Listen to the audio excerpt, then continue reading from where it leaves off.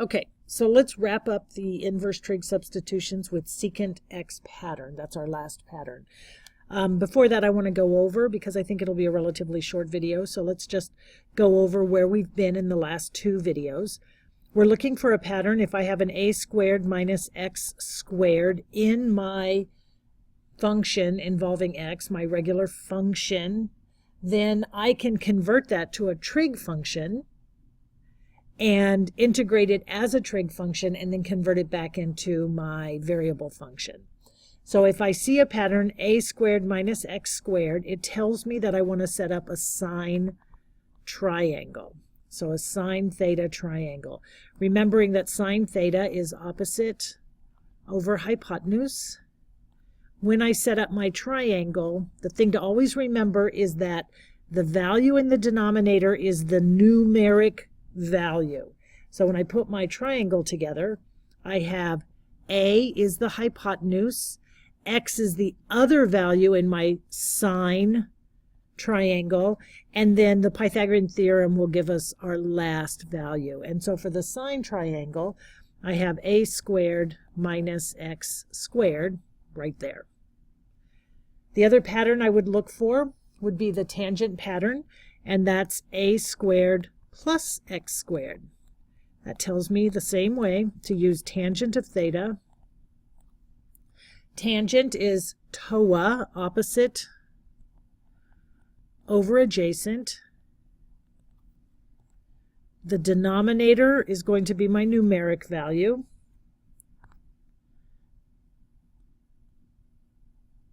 So the adjacent is a. The other value in my tan function, the opposite, will be the x.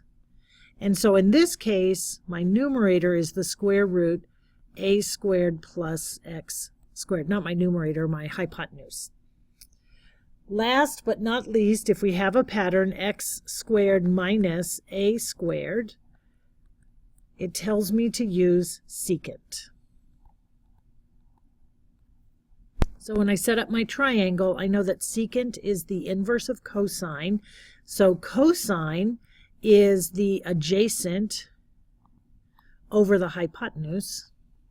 So secant would be the opposite of that. And so the denominator is the adjacent, so that's my a value. The other is the hypotenuse, so that's where x is. And then well, I didn't leave myself much room to work, did I? The opposite would have the square root value of the pattern, x squared minus a squared. So we're going to do one now that uses the secant triangle, which I've constructed, so we're ready to go. Let's find the antiderivative of 1 over the square root x squared minus 1 dx. Okay, x squared minus 1, that would be x squared minus a squared pattern. So my triangle is already set up for me. That means I want to do a substitution to let the sine, no, not true. I really have done too many of these in a row. To let the secant of theta equal, well, the hypotenuse is x over the adjacent is a. So in this case, a is 1. The square root of 1 is 1. And so x equals 1 times the secant of theta, or just x equals secant theta. So dx equals, well, the derivative of secant theta is secant theta tan theta. I think I'll put this underneath.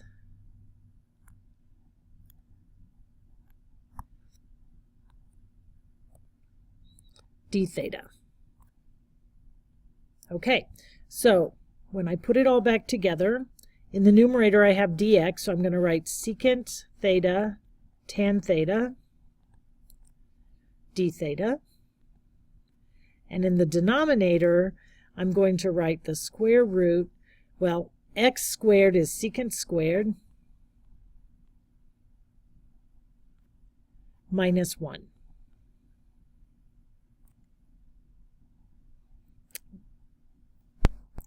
Simplifying by Pythagorean identity, I have secant squared theta minus 1 equals tan squared theta. So the square root of the square just equals tan. So I have secant theta tan theta over tan theta d theta.